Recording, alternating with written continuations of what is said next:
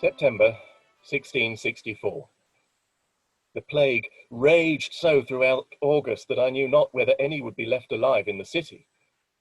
But the burial rolls are at last coming down in number, for which we all give thanks to whomever we've been directing our prayers. However, this holds its own problems. Although the contagion is not yet past, the decrease of numbers in the burial rolls has put a new spirit into the city, because it is said now that the distemper is not so catching, or as formerly thought, or not so mortal. Indeed, some are now saying it is nothing worse than ordinary fever. So there is abroad a new confidence. People are not afraid as they were of company, but go into each other's houses and eat and drink in the chambers, even where some still lie dying of plague. The doctors and physics oppose this thoughtless humour of the people with all their might, giving out printed directions to advise them to still be guarded in their conduct, and terrifying them with the danger of relapse bringing the contagion hard back into the city again. But it is all to no purpose. The joy of seeing the decrease of numbers of dead and the relief of being allowed out of doors has led to a general delight, and many reopening shops, and large numbers of the populace going about their business. It is amazing, as up to 1,800 a week are still dying, yet people flock to town as if all is well. This foolishness can be seen in the case of one John Barber of St. Martin-le-Grand, who left town with his whole family and had gone to the country. But on hearing the decrease of numbers, he ventured back, with his wife, 5 children, 2 apprentices, and a maidservant. He opened his shop, but within a week, pestilence raged through his whole family, and by the 5th day, only his maidservant was left alive. I meant to write more on the role of examiner. There is a need, and men are conscripted to do it for 2 months at a time. I tried to get out of it by saying I did not agree with shutting up houses, as it causes great hardship, but could only get a reduction to 3 weeks. My job was to go with a nurse to those reported with plague and determine whether the occupants were free from disease, and if not, to order the shutting of the house and the setting of a watchman. This caused great distress, as I say, to those who had not got plague in the house, as they saw it as a death sentence. But for all the hardship, there is no other recourse. As numbers of dead fall, it must be said to have worked. I wanted to know what I was to expect with this job, so I sought out the nurse and decided to speak to her of her work. I found her in the tailor's yard, where she was having her lunch of an apple, much shriveled, a piece of cheese, and an onion. Miss Elizabeth, how find you the work of nurse in these troubled times? Well, sir, I'm much in demand, but I choose which house to give my services to once examined. I won't go in unless it's a mother with children or someone on their own. If they have no one and are suffering plague, I will go in and keep to another room, bring them victuals as they need them, and leave them outside the door. A mother and babes need help. If the mother is sick, I will look after the children, and all the time wearing my vinegar bonnet and breathing in rue and vinegar. She had a similar regime to John Haywood's wife, so maybe there was something in this pickling. How do I keep from getting plague, mistress, as I am ordered to do the job of examiner for the next 3 weeks? I swear by the onion, eaten raw. A mighty powerful smell lingers that keeps plague and people away together.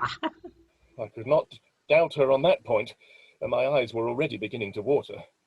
And you must wear a hat that's been sprayed with vinegar and a handkerchief so soaked. Wear this on your mouth and nose at all times. And if you can, you should drink a pint of vinegar before you start work. I did try this, but could not for the gagging. She was much experienced. And what of your husband? Is he afraid of you bringing plague home? Well, my Walter, not he, sir.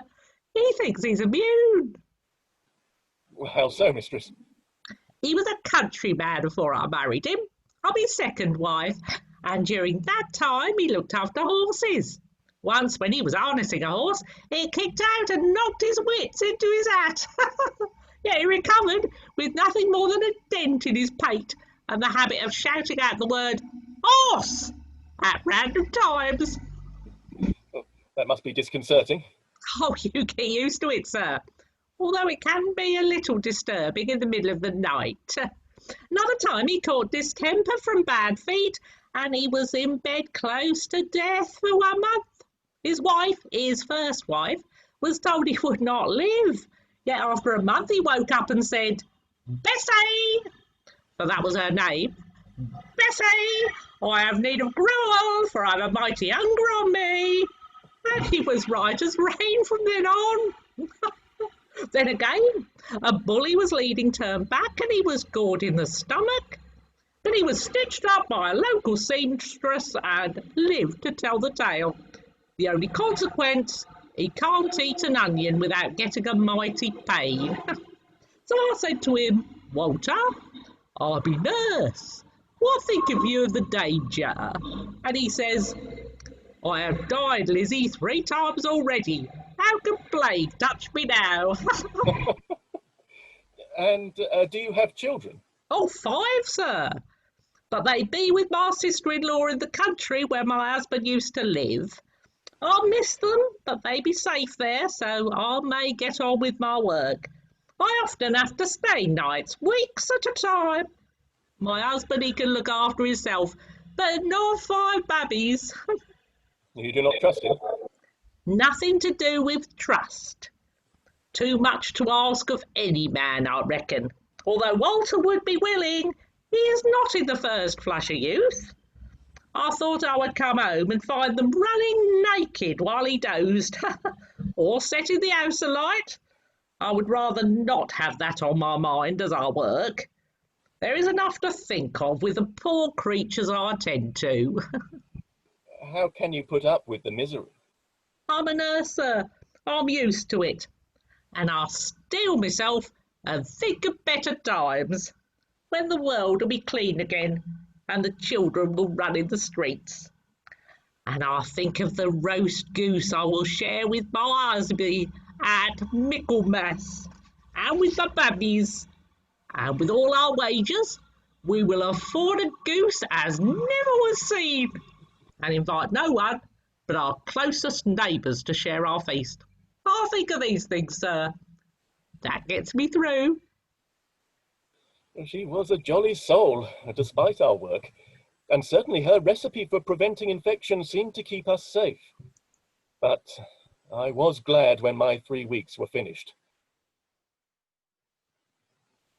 Now we come to October, and the winds hold promise of colder days and frosty nights.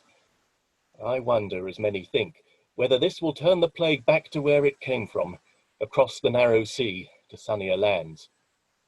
The countrymen predict a bitter winter, so we have hope that this will freeze the pestilence out.